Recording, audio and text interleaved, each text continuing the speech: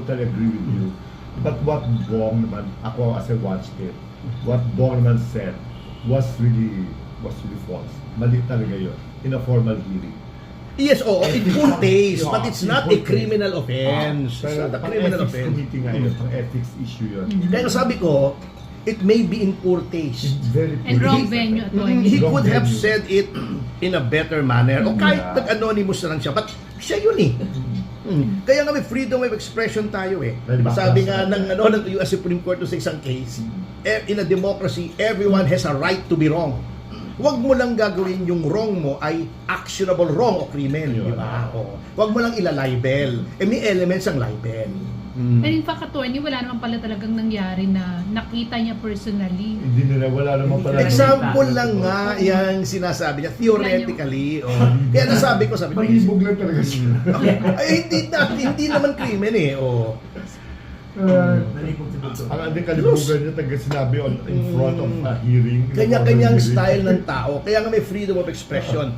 Freedom of expression protects speech that offends, not speech that we agree with. Otherwise, ba't may protect kung you agree with it? Yun ang essence ng freedom of expression. Problema, yung ibang mga tao, mababaw ang understanding nila ng freedom of expression. Freedom of expression pag sila lang. Pag ikaw, wala kang freedom of expression. Pag hindi sila nag-agree sa sinasabi mo, wala kang freedom of expression. Kababawan po yan. Pag-aralan nyo konstitusyon, bumalik kayo sa source, yung Federalist Papers, Amerika. Kasi yung konsepto ng free expression ay kinuha natin sa mga amendments ng Amerika, yung konstitusyon ng Amerika. The concept of a powerful government and a set of rules that limits governmental power, kinuha natin yan.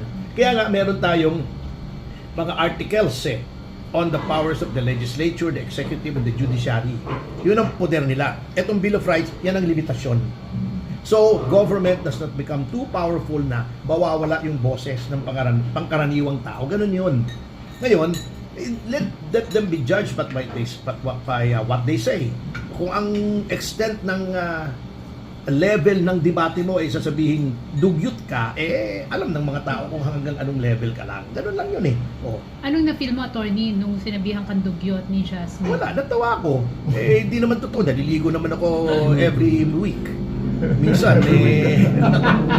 Pero si attorney Mark Tolentino ang nag-react for you na sabi nga pwede daw makasuhan si Jasmine doon sa sinabi niya sa iyong criticism kasi personal daw yon at hindi based sa factual. Totoo naman kasi lihis na doon sa issue pero wag na, bakit pa natin kakasuhan?